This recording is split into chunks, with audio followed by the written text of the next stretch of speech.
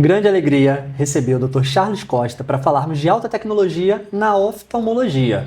Ele é especialista em cirurgia refrativa, catarata, córnea, médico oftalmologista com doutorado, pós-doutorado na Unifesp, fora do Brasil, em Miami também. Ele é membro do CBO, da BCCR e fundador do Instituto Charles Costa, Instituto de Olhos Charles Costa. Seja muito bem-vindo, Charles. João, é um prazer e uma honra poder estar aqui compartilhando nesse momento, tanto com você como a audiência. Muitíssimo obrigado pelo convite. Eu espero que seja um tempo muito rico e de muitas provocações. Maravilha. Para começar, com um número muito interessante. Quando falamos do nome Dr. Charles Costa, lembramos de mais de 50 mil pacientes atendidos. O que esse número lhe traz à mente hoje em dia? Na verdade, João, esse é o número correspondente àqueles que foram operados. Se considerarmos a quantidade de pacientes que nós atendemos ao longo desses últimos quase 30 anos, passa dos 150 mil. De qualquer maneira, isso para mim traz ao mesmo tempo satisfação, realização. A grande maioria desses pacientes tiveram seus problemas oculares resolvidos, porque o que nós queremos, na verdade, é exatamente isso. É gerar valor na vida das pessoas, fazer com que elas literalmente consigam enxergar a vida com outros olhos, com mais clareza e liberdade. É bonito ouvir quem fala bonito também, né? O palavreado. E nesses últimos anos, Charles, eu imagino que não seja tudo em um ano, né? Foi uma pequena jornada pela qual você passou. Como é que você viu a adoção da tecnologia na melhoria da vida de todos esses pacientes? João, quando eu penso, por exemplo, historicamente, na oftalmologia, que é o nosso exercício tradicional, há muitos anos atrás, nós tínhamos basicamente um aparelho que se chamava lâmpada de fenda. Era a lâmpada de fenda que nós utilizávamos, mas o raciocínio clínico do médico. Tempos depois veio à tona, por exemplo, a topografia, que é um exame que estuda principalmente a parte da frente do olho, que se chama córnea. Mais recentemente, com a evolução da tecnologia e do conhecimento, nós temos hoje acesso às tomografias de córnea. Elas conseguem fazer uma avaliação tridimensional. Isso traz mais informação para que o médico consiga ser mais assertivo na decisão do tratamento que ele vai escolher para aquele paciente especialmente. Ou seja, existe um casamento indissolúvel entre a tecnologia, a medicina e, em especial, a oftalmologia. Muito bom. E antes da gente entrar um pouco no Charles 2025, eu já te conheço há um tempo, eu sei que você é um excelente acadêmico também. Uhum. Então, um grande médico, empresário, porém também um grande acadêmico, um excelente histórico. Como é que foi essa jornada acadêmica? Se puder comentar um pouquinho. João, quando você me traz à tona essa pergunta, eu preciso lançar mão também nos meus neurônios de memória. E me faz lembrar, quando eu era criança, lá em Campina Grande, na Paraíba, eu tinha por volta de aproximadamente 10 anos de idade, e de repente eu chegava em casa com alguns animais na mão, principalmente lagartixa. Não sei se vocês que estão nos ouvindo lembram do que é lagartixa. E minha mãe perguntava: meu filho, por que você trouxe mais uma vez a lagartixa? Mãe, eu preciso entender o que se passa por dentro da lagartixa. Vocês acreditam, gente, que interessante? Já desde essa época, eu tinha uma mente inquieta, no bom sentido, e uma mente que queria entender o que se passava pelo sistema biológico. Então, provavelmente, desde aquela época, o meu interesse em tentar entender o que acontecia com o corpo vivo, nesse caso os animais, e depois o ser humano, fez com que eu despertasse cada vez mais a minha intenção de trilhar o mundo da medicina. E foi isso que eu fiz. A minha formação foi toda pública, fiz Federal da Paraíba, depois eu vim para São Paulo, fui para a Universidade de Santo Amaro, depois fui para a Unifesp, a 8ª melhor faculdade de oftalmologia do mundo e a primeira da América Latina, um centro de excelência, e lá eu comecei fortemente minha formação acadêmica, especialização, começamos o mestrado, transformamos um doutorado. Em seguida, eu queria viver uma experiência no exterior, como você mencionou inicialmente. Fomos fazer o nosso primeiro pós-doutorado nos Estados Unidos, voltamos, ingressamos no segundo pós-doutorado, e a minha intenção sempre era ter o máximo de informação com embasamento científico para oferecer o melhor para o nosso paciente. Excelente. E é tão inspirador, porque mesmo que nós possamos estar numa fase da carreira ou da vida, lidando com empresa, com consultório e várias outras questões, o método científico continua em nossas mentes, em tudo que a gente consegue aplicar, no modo que a gente enxerga, sem trocadilhos, o mundo. O que você acha? João, a ciência ela é uma parceira que nós não podemos abrir mão dela. Nós precisamos aliar ciência com ética, com técnica, com os limites da legalidade, mas ela é fundamental para que nós nos mantenhamos atualizados, o que existe de melhor para que nós possamos ser mais assertivos na opção do tratamento dos nossos pacientes. E a ciência ela tem se desenvolvido a passos largos. Cada vez mais os conhecimentos têm se multiplicado num período muito curto. E nós, médicos que trabalhamos diretamente com o ser humano, precisamos obrigatoriamente estarmos atualizados. Foi um investimento grande em carreira acadêmica, mantemos ainda um certo contato, mas paralelamente resolvemos também enfrentar um novo desafio que é empreender. E vale a pena você pensar nessa possibilidade. E com isso, deixamos também uma mensagem para que todos os médicos que desejarem realizar essa virada na carreira, também posso se inspirar, no caso, na história do Dr. Charles. Se você puder comentar sobre o modelo mental, o que na sua mente, na sua visão de mundo, você precisou alterar para você conseguir agora conseguir um grande desempenho, assim como você era excelente na academia, também no meio do seu consultório, nessa parte de cirurgias como um todo.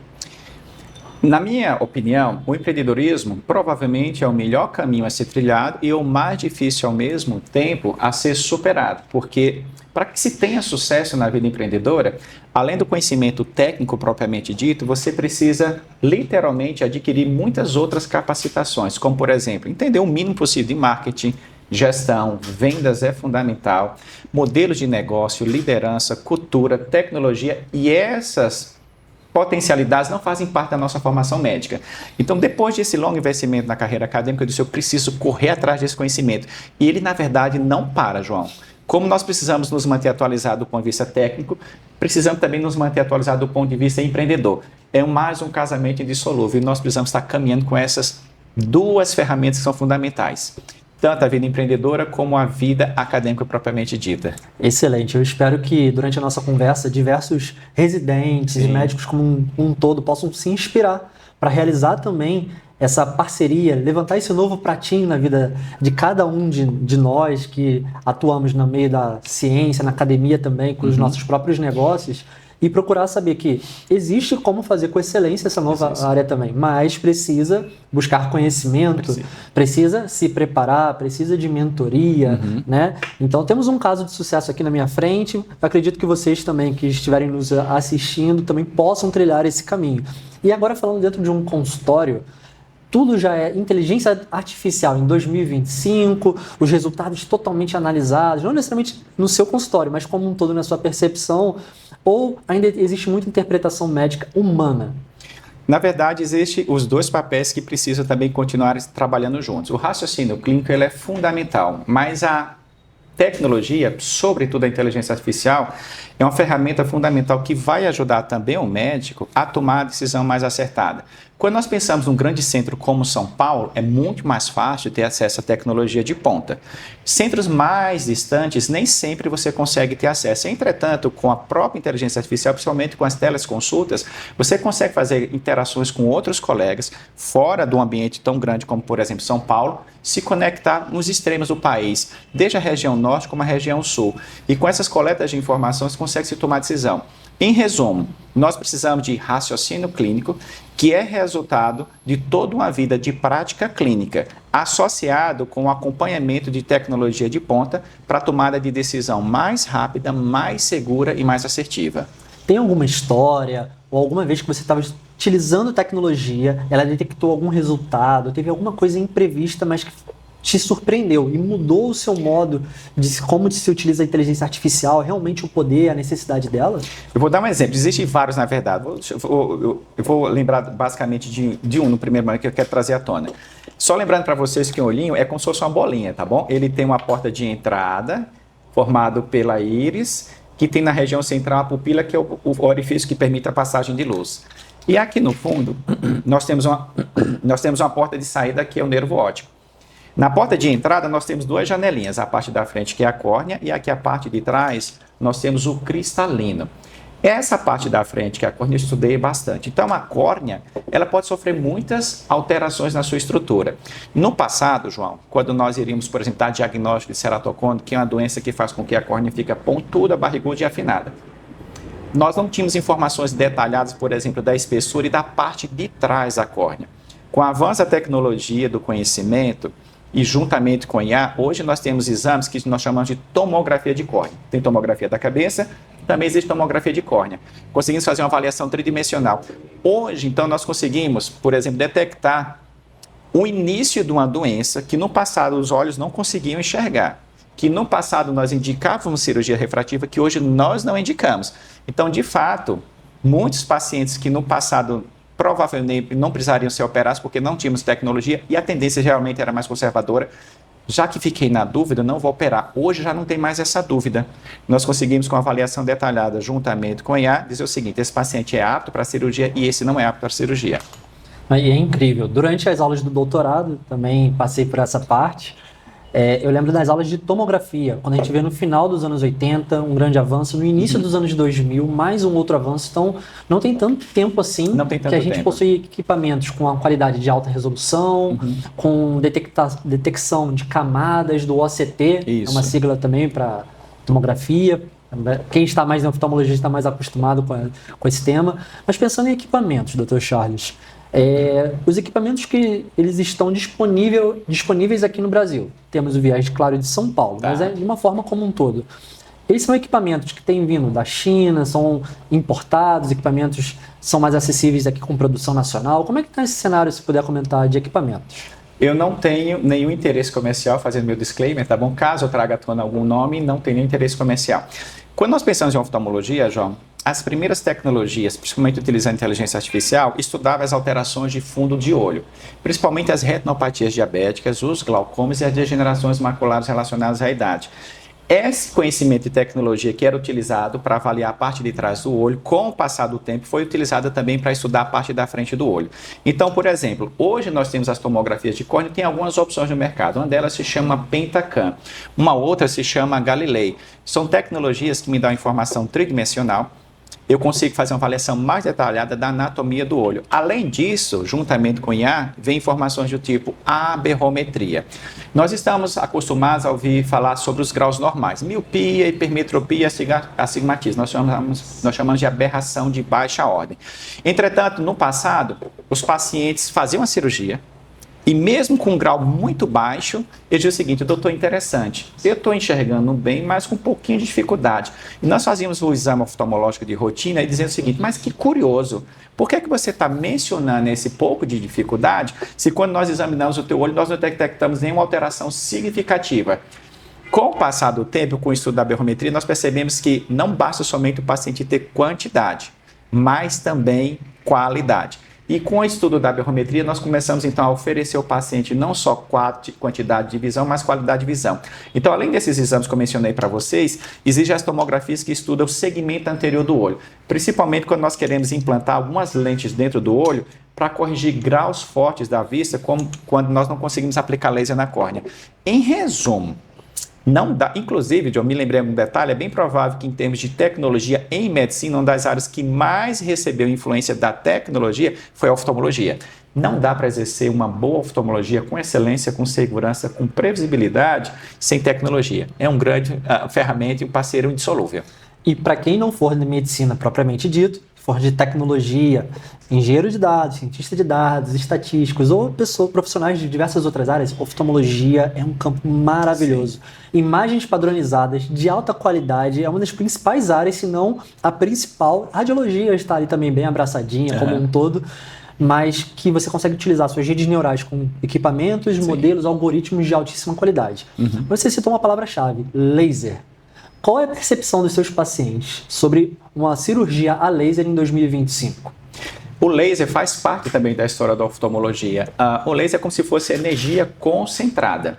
Nós temos diferentes tipos de laser que são utilizados para resolver diferentes problemas do olho. Eu vou citar alguns rapidamente. Por exemplo, laser para aplicar laser na córnea é um tipo específico. Laser, quando nós fazemos a cirurgia de catarata, nós removemos o cristalino que está opaco e nós implantamos uma lente dentro do olho. Com o passar do tempo, essa lente ela fica sujinha e nós precisamos então limpar. Como é que nós fazemos? Com um laser específico. Pacientes que eu mencionei previamente, que tem, por exemplo, retinopatia diabética, dependendo do estadio da doença, nós também precisamos trabalhar com um tipo específico de laser. Então, o laser é um avanço do conhecimento da tecnologia que nós utilizamos exaustivamente na prática oftalmológica. No meu caso, eu uso sobretudo laser para aplicar laser na córnea para corrigir grau.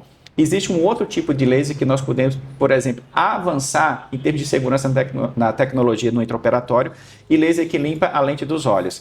Laser é fundamental, é importante, nós não podemos mais pensar em exercício da oftalmologia sem laser.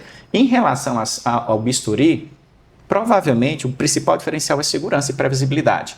Antes, eu dependia exclusivamente da minha mão para realizar um procedimento. Hoje, com laser, a minha assertividade torna-se muito maior, a segurança, a previsibilidade e, consequentemente, o resultado, que é dar não só quantidade, mas qualidade de visão para o paciente. Excelente. Você está respondendo até algumas perguntas que já estavam aqui na sequência, como, por exemplo, para quem não tem essa experiência, ainda tem um meio, os vieses da nossa população como um todo, na cirurgia laser, o paciente sente alguma coisa, é um incômodo, é complicado, é melhor voltar para o bisturi?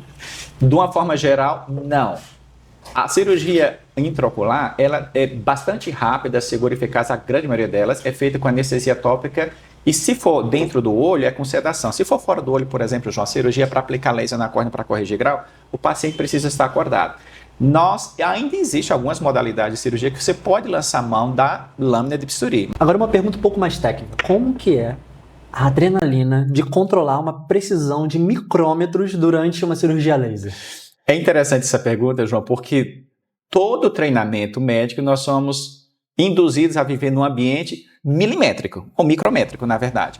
Por isso que nós precisamos utilizar de recursos, como por exemplo o microscópio. Não conseguimos realizar as cirurgias mais específicas no carocinho do olho, bulbo ocular propriamente dito. A cirurgia plástica, por exemplo, você nem sempre precisa de um microscópio, mas as cirurgias que envolvem o olho propriamente dito precisa de microscópio. E tem toda uma preocupação no pré-operatório. Então, o paciente passa em consulta conosco, dependendo das queixas, nós formulamos uma hipótese diagnóstica, pedimos os exames complementares e aí nós já vamos pensando qual a melhor estratégia cirúrgica. E tem todo um passo a passo e todo um treinamento para a assertividade acontecer dentro do intraoperatório. Não dá para ver mais sem laser, João. Que maravilha, que ótima notícia. Agora uma pergunta sobre a parte de hardware. É muito bonito falar sobre IA, sobre algoritmos, mas aí uma curiosidade técnica para o pessoal mais de engenharia como um todo. Os equipamentos. É muito bonito quando nós vemos eles funcionando, o cirurgião utilizando com excelência, mas como a gente consegue descobrir se é necessário, naquele momento, realizar uma manutenção? Pisca um alerta? É uma pergunta diferente. Tá. Tem uma luzinha vermelha que acende e fala, opa, o laser está problemático, vamos ligar para o pessoal de TI. Como é que é essa experiência? Na verdade, é uma resposta basicamente simples. Sabe qual que é, João? É um manual de funcionamento da máquina, que na maioria das vezes nós simplesmente esquecemos de ler. Existe por parte do fabricante uma preocupação com relação a bom funcionamento do aparelho. Se você segue de uma maneira geral aquela orientação, então as manutenções elas já são previsíveis. A cada 6 meses ou a cada 1 ano, dependendo do tempo de vida na máquina, você vai diminuindo o tempo de atualização de manutenção. Leia o manual e, na dúvida, se você perceber que alguma coisa está acontecendo de estranho, chame aquela pessoa que pode te ajudar, um técnico especializado para fazer a avaliação. Mas, de maneira geral, nós percebemos como a coisa está funcionando ou não. Sabe como, por exemplo, uma dor de cabeça. Se você tem uma dor de cabeça, o seu vista está embaçada, se você sente o teu coração está palpitando, opa, tem alguma coisa de errado. Então, as coisas meio que se autodenunciam, tá, John? Mas é bom, João, desculpa, é bom nós trabalharmos preventivamente. Não espera a coisa acontecer. Se antecipe para que ela aconteça, para que você tenha um resultado melhor em termos de tratamento. Em todas as áreas da vida. Em todas as áreas. Não vai deixar o carro quebrar para você levar numa oficina, o equipamento como um todo. Mas agora, um outro assunto também peculiar, biomateriais. Então, falamos um pouco sobre cirurgias, veio laser. Agora, falamos sobre o hardware, manutenção de equipamentos também, porque existem diversas dúvidas, nem tudo é IA, LLM, GPT. Agora, falando sobre biomateriais, existem os anéis, as lentes, transplantes diversos. Como é que é a situação de biomateriais aqui no Brasil? Falando em biomateriais, você me lembrou, John, porque eu estudei bastante, por exemplo, córnea artificial. A história da córnea artificial, ela lembra desde a época da Revolução Francesa. Faz mais de 200 anos que se tem estudado algum outro material que seja compatível com o olho. Ao longo desse tempo, muitos materiais vieram à tona. E hoje se utiliza, por exemplo, em termos de córnea, nós utilizamos muito titânio. E, curiosamente, para situações mais complexas, pode-se utilizar, inclusive, dente também para colocar na córnea quando você está pensando em córnea artificial. A cirurgia provavelmente mais realizada no mundo é a cirurgia de catarata. Só relembrando, nós removemos o cristalino opaco e implantamos uma lente artificial dentro do olho. Na grande maioria das vezes, esse material é de polimetilmetacrilato. E já está conhecido que ele é totalmente compatível com o olho. Praticamente, nós não temos rejeição. Aplicamos também, em forma diferente, esse material na córnea quando o paciente tem um ceratocone. É uma doença de origem genética, provavelmente inflamatória, que faz uma distorção da córnea. O que nós queremos, então, é diminuir essas distorções implantando esses anéis. Existem anéis formados de própria córnea que nós implantamos no olho. A ideia é para ver se ele consegue se amoldar melhor a córnea e evitar possíveis rejeições. Mas, de uma maneira geral, os materiais eles vêm melhorando bastante. Em termos de cirurgia de implante dentro do olho, polimetilmetacrilato, provavelmente um dos mais utilizados, anéis intracornianos do mesmo jeito. É assim que acontece em termos práticos. Excelente. E falando sobre o corpo receber bem esses materiais, como que se lida com a rejeição? A taxa é alta, é comum? Ou já em 2025 o assunto é resolvido? Quando nós pensamos em implante desses materiais, por exemplo, implante de anel na córnea ou implante de uma lente intraocular, praticamente não tem rejeição. Se por acaso tiver rejeição, significa dizer que o teu sistema imunológico está identificando aquilo que foi colocado no teu olho como estranho. Um dos mecanismos que nós lançamos mãos para resolver esse problema é diminuir a resposta imunológica, pingando gotinha de colírio. Na maioria das vezes é pingando gotinha de colírio de corticoide. Geralmente o corticoide tópico funciona, ou às vezes o paciente precisa tomar remédio por boca, por exemplo, corticoide por boca. Mas em geral, com imunossupressão tópica ou por boca, nós conseguimos diminuir essa resposta mais exacerbada do sistema imunológico para controlar a possível rejeição. De uma maneira geral, isso não é comum. É mais comum, João, nos transplantes de córnea. Imagina que o indivíduo ele tinha um problema na córnea, chegou um momento que os tratamentos clínicos tradicionais ou os outros tratamentos cirúrgicos não foram suficientes, então teve que tirar a córnea do indivíduo e colocar uma outra no lugar. Aí sim, o sistema imunológico ele tem uma resposta mais forte. Apenas um pequeno detalhe, a córnea é considerada um tecido imunologicamente privilegiado porque ela não tem vasos sanguíneos. E geralmente as rejeições acontecem através dos vasos, que faz com que as células de defesa cheguem até aquele local e digam, isso aqui não é meu, eu vou atacar para colocar para fora. Então, geralmente são mais os transplantes de córnea que nós temos rejeição. Nas outras cirurgias, nem tanto. E para o médico que deseja entrar nesse mundo de biomateriais, você tem um conselho, ir participar de alguma conferência, acompanhar determinados setores? Existe algum caminho para quem desejar iniciar esse ramo de cirurgias com biomateriais? A ideia é, se você puder ter acesso a um grande centro de oftalmologia, nós temos algumas opções aqui, falando em termos de São Paulo, nós temos a Universidade Federal de São Paulo, a Universidade de São Paulo, no interior também nós temos Campinas, e lá geralmente tem os laboratórios de biotecnologia, e lá se estuda muito essas questões. Nós temos, por exemplo, físicos, engenheiros, médicos oftalmologistas, se sentam, conversam como nessa mesa e vão queimar os neurônios pensando em possibilidade de como encontrar um material adequado para resolver alguma demanda. Então, minha sugestão, leia a respeito, escute podcasts, tenha acesso a material didático especializado no assunto, frequente esse tipo de ambiente, interage, bate papo e com isso você vai filtrando o que é importante para que você dê o próximo passo. Vou ficar nesse lugar com essa turma e vamos estudar biomateriais. Excelente. E com uma geração utilizando tela desde ao nascer, existe o problema do olho seco, talvez sendo agravado, talvez existam indicadores alarmantes, mas existe a luz pulsante, existe o cross-linking com ultravioleta. Como é que está esse cenário, em especial aqui em São Paulo? Vamos pensar um pouquinho sobre o olho seco. Não dá para viver hoje mais sem tela. O que nós precisamos são dois cuidados que eu sempre falo. Primeiro é o tempo de exposição e eu acredito que um segundo mais importante é o conteúdo que está sendo absorvido. Vamos falar somente o primeiro. Interessante é o seguinte, quando nós fixamos o olhar no objeto, nós não pensamos, diminuímos o número de piscar. A lágrima evapora, o olho fica seco e os músculos que estão aqui na lateral do olho, eles precisam fazer muita força para que eu consiga continuar enxergando. Chega em determinado momento, João, que o olho fica cansado. Com diminuição do número de piscar, o olho fica seco. Então, o que é que nós precisamos lembrar sempre para a audiência? Faça intervalos frequentes de descanso quando você estiver diante de uma tela. Saia um pouquinho. Como é que eu descanso o olho, João? É coisa simples. Deixa de fixar o olhar no objeto. Toma um café, toma água, bate o papo, vai no toalete, deixa a vista dispersa num ambiente que você não precise fixar. Você não para pensar, automaticamente você aumenta o seu ritmo de piscar e, consequentemente, você lubrifica. Você falou sobre o crosslink. O crosslink é um recurso que nós utilizamos para também tratar aquele problema que nós falamos de ceratocone. O que é que nós fazemos? Nós aplicamos raios ultravioleta e vitamina B para aumentar as ligações covalentes entre as fibras de colágeno para tornar a córnea um pouco mais enrijecida e mais fortalecida para que ela não perca o seu formato.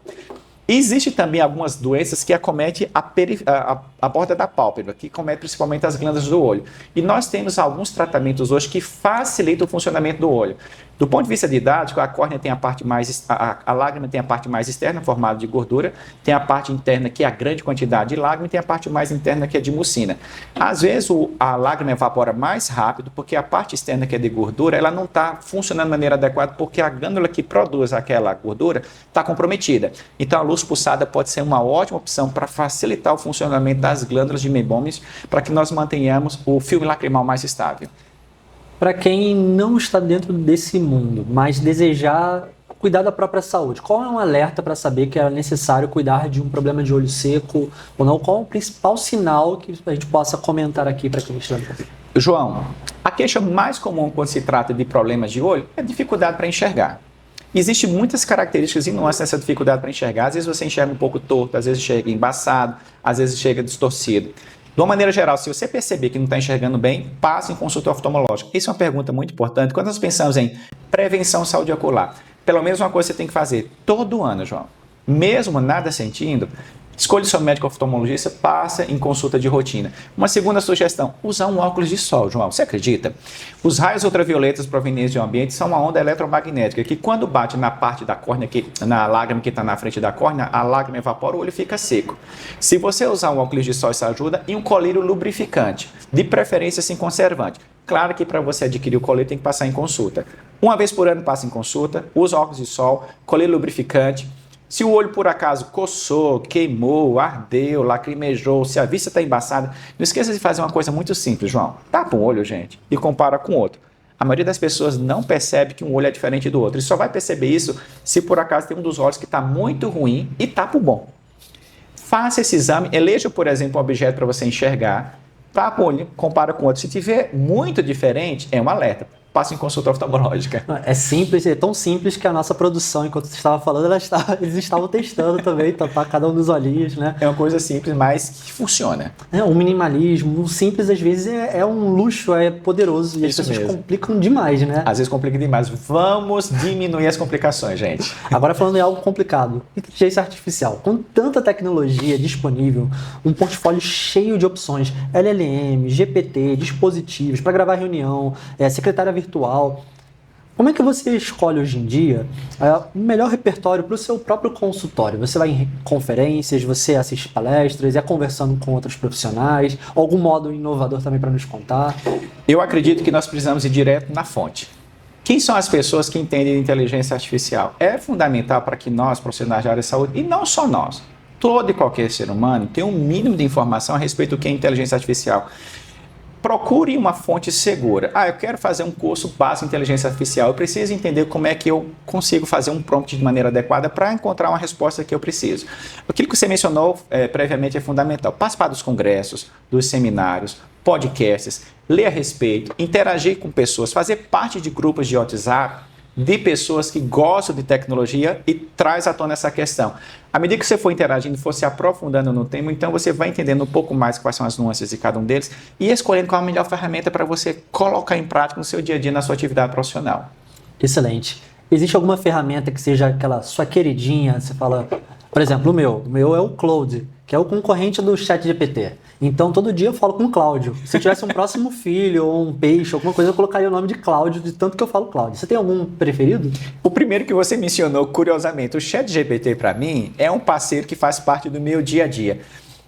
Muitas das coisas mais simples, até as coisas mais complexas, eu peço a opinião do ChatGPT, construo um contexto, dá o máximo de informação possível para que ele consiga entender aquilo que eu estou querendo dizer e espero dele uma resposta. Então, o ChatGPT, para mim, tem sido uma ferramenta fundamental, útil para o dia a dia. Não só, João, para o exercício da oftalmologia com excelência, mas às vezes no ambiente familiar. Por exemplo, eu queria passar férias em determinado lugar. O ChatGPT me dá uma sugestão legal para uma comida top. Olha só, eu estou pensando em fazer uma surpresa para minha filha ou para minha esposa. O que você sugere? Facilita tanto nossa vida, João. É incrível, que eu até vi uma reportagem há pouco tempo, onde o ChatGPT ele recomenda alguns restaurantes e alguns locais turísticos. E havia fila naquele um desses locais que eram desconhecidos. Mas por quê? Porque as pessoas estão utilizando o ChatGPT para obter uma referência. Então ele tem recomendado um novo caminho que nem o Waze. Haviam rotas pouco percorridas, ruas desconhecidas, que ficaram movimentadas por quê? Porque o algoritmo mudou o padrão de comportamento. Entendi. Né? E aí agora falando também sobre cirurgia. Planejamento cirúrgico, você vê a adoção de softwares na parte de cirurgia aqui em São Paulo? Nós temos, tanto é que os exames pré-operatórios que nós utilizamos para realizar, por exemplo, cirurgias refrativas, que consistem em aplicar laser na córnea, ou cirurgias de implante de lente dentro do olho, geralmente tem IA interagindo. Então, as tomografias de córnea que nós utilizamos, as biometrias são exames que nós lançamos mãos para calcular a quantidade de grau que uma lente precisa ter para implantarmos dentro do olho. Todas elas também têm tecnologia associada com inteligência artificial. Quando nós precisamos estudar detalhadamente estruturas específicas do fundo do olho, eu preciso de detalhes mínimos de como é que está a parte de trás do olho. Geralmente nós temos exames de imagem com inteligência artificial associada que nos ajuda a entender aquilo que o olho nu não consegue enxergar normalmente, João. Excelente. Eu tenho dedicado a minha vida em criar algoritmos no tema de oftalmologia e longevidade. Tem Oculomics, tem tanto conteúdo interessantíssimo para se pesquisar, gerar produtos e ter uma carreira maravilhosa, ajudando cada vez mais os pacientes, recuperando visão de uma forma geral. Mas a tecnologia, ela tem lhe proporcionado mais um sentimento de segurança, de medo, ou você tem se sentido pressionado a saber utilizar ferramentas diversas a cada dia? O medo, ele é até certo ponto natural no primeiro momento, quando você está se expondo a alguma coisa que você considera estranha, diferente para você, que até então você não tinha escutado a respeito. Mas como a coisa veio à tona, você fica dizendo, será se tem sentido? Será se tem lógica? Então, eu vou dar um próximo passo. Coragem não é ausência de medo, João. Coragem é a decisão consciente e voluntária de enfrentar o medo. E sabe uma coisa? Eu vou enfrentar o medo de achar que a tecnologia não vai me ajudar. E ela vai me ajudar na verdade. E pouco a pouco, então, você vai percebendo o quanto a tecnologia, ela na verdade não deve ser motivo de afronta, nem de suspeita, nem muito menos é o seguinte, existe uma chance grande do médico perder a sua posição no mercado. Vai perder a posição no mercado, na minha opinião, o médico que não está aliado com a tecnologia, principalmente com a inteligência artificial. Mas se você tem a IA como um parceiro indissolúvel no seu relacionamento de trabalho, aquilo que você presta para o seu paciente, na verdade ela vai te ajudar a exercer uma medicina mais segura, mais rápida, mais eficaz e mais previsível. Vamos usar a IA.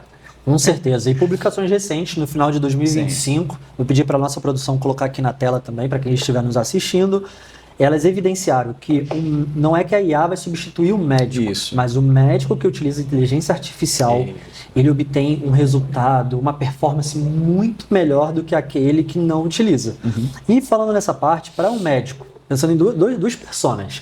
Um médico que nunca utilizou inteligência artificial e quer começar, um médico especialmente oftalmologista, né, para a gente continuar num bom viés que existe aqui também para a gente ter um nicho, e para aquele que já utiliza também e deseja uma ferramenta nova. Você poderia recomendar uma ferramenta para cada um?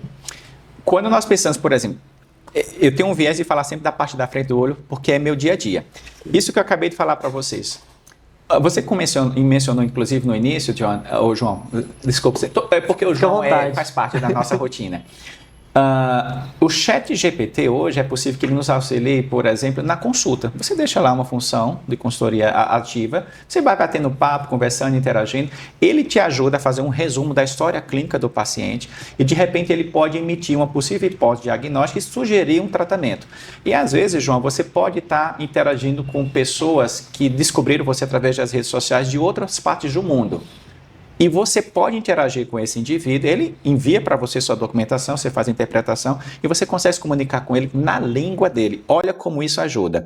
Além disso, pensando, por exemplo, em cirurgia refrativa, as tomografias de córnea são fundamentais, as aberrometrias geralmente associadas também com inteligências artificiais, as biometrias que nós precisamos fazer um cálculo mais preciso da lente. É uma cirurgia hoje super personalizada. E eu falaria para você também as tomografias da parte de trás do olho. Essas tecnologias elas são importantes e imprescindíveis para que nós coloquemos em prática no nosso dia a dia, sempre oferecer o melhor para o nosso paciente. Excelente. E se o Dr. Charles Costa puder inventar uma tecnologia, qual seria essa tecnologia? Nossa, João.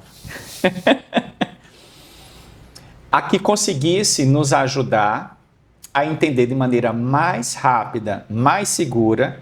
Fique imaginando eu colocar o paciente diante do aparelho que ele conseguisse fazer uma avaliação rápida da anatomia do olho, identificar os problemas, apontar o nome do problema e dizer o seguinte: a melhor solução seria essa. Eu imagino que com o passar do tempo nós vamos ter alguma coisa parecida com isso. Um aparelho que tenha muita tecnologia, principalmente inteligência artificial, e já esteja treinado para entender o que é normal, consiga identificar o que é anormal, dê o nome desse problema, aponte a solução e facilita o médico a executar essa solução. Seria um super aparelho detector de problemas oculares, alguma coisa nesse sentido. Eu adorei a proposta. O nome, acho que ele poderia... O nome não é mais adequado. Precisamos pensar no nome. Realizaremos esse brand e quem desejar aprender mais também sobre dispositivos como relógios, bands, como um todo, o que é permitido utilizar no Brasil, o que é permitido nos Estados Unidos pelo FDA, nós temos conteúdo para isso também. Okay, legal. E entre em contato aqui conosco. Em conjunto nós podemos auxiliar cada uma das pessoas que estiverem nos ouvindo, mas também com uma forma geral, nem tudo é só IA, nem tudo é só bisturi sem IA. Existe um equilíbrio. Como um médico de futuro, um médico atualizado, ele pode utilizar o melhor da tecnologia, mas manter um atendimento humanizado? Isso provavelmente é muito fruto, João, desde a educação que o indivíduo recebeu lá debaixo da casa dos seus pais. Ele vai construindo valores ao longo do tempo que não podem ser perdidos. E esses valores vão formando o caráter do indivíduo. Então, eu acredito que a educação que você recebeu, principalmente no ambiente familiar, um ambiente religioso, um ambiente de escola, juntamente com a sua predisposição natural, faz com que você crie, construa valores, sustente esses valores ao longo da sua vida e durante essa sua formação você vai tendo conhecimento técnico. Então precisamos encontrar um equilíbrio de preservar os valores nos quais nós fomos educados com princípios, associado com os conhecimentos técnicos que nós adquirimos ao longo da vida, fazermos mais um casamento e colocarmos tudo isso em prática. Que bonito. Com isso, eu gostaria de convidar o Dr. Charles para voltar aqui em outras oportunidades e também, se alguém desejar lhe encontrar, como a pessoa pode chegar até o seu consultório, entrar em contato contigo?